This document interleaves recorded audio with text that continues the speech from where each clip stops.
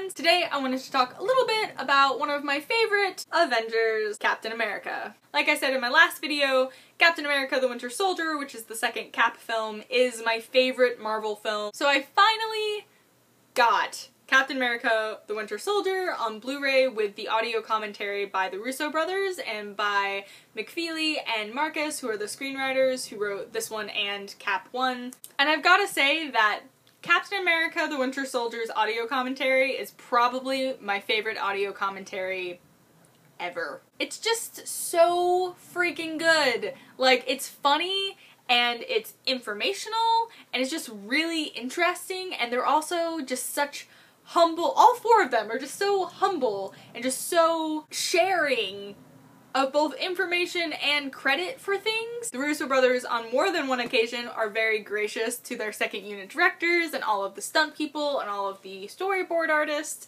and all of the graphics people. And Marcus and McFeely are really open about the script and about the story and how they came upon figuring out how to break down this type of story and making sure that Cap was very much in character and kind of seeing how he would have changed as a fighter and as a person, and like understanding, all four of them understand to his core Steve Rogers, which is all I can really ask. But I also really love Winter Soldier because it takes a lot of risks that I don't think people realize because it's just so well put together. Specifically, the Russo brothers as the directors was kind of a risk, to be completely honest. Because the Russo brothers are sitcom television directors, and you know how I feel about sitcoms. They directed the pilots of both Arrested Development and Community, and continue to direct, though not together, separately, because they don't usually direct together, which was also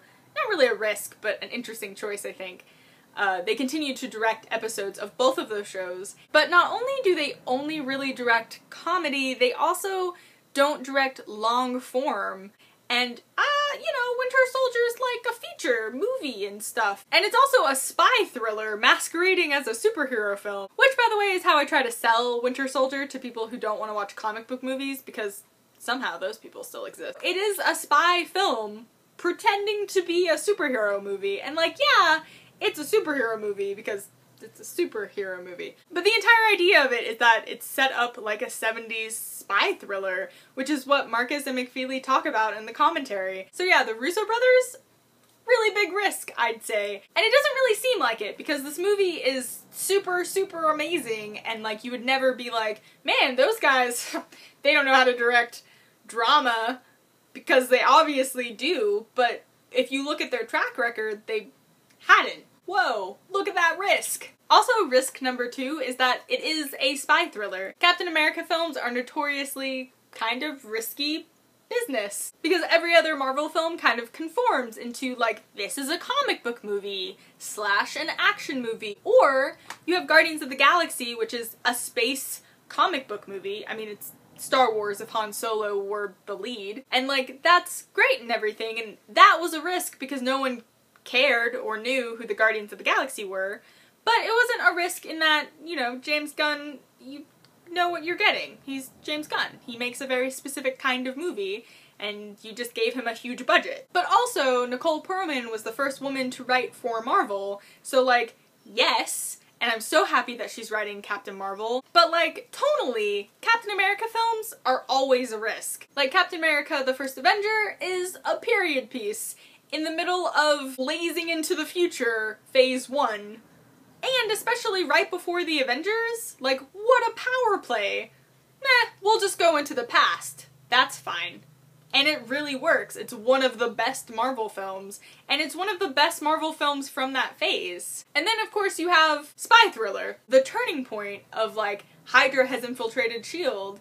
is such a powerful moment, and seeing Steve so angry in this film is just so beautiful and interesting, and it makes him such a complex character, and that's really, really good when, you know, the movie that had Cap in between these ones, the Avengers, kind of just makes fun of Cap because he's old. So yeah, I have a lot of feelings about Captain America, and specifically the Winter Soldier because it is my fave. I recommend this movie if you haven't seen it, I recommend this movie to people who are trying to get into Marvel because I think it's a really nice intro point.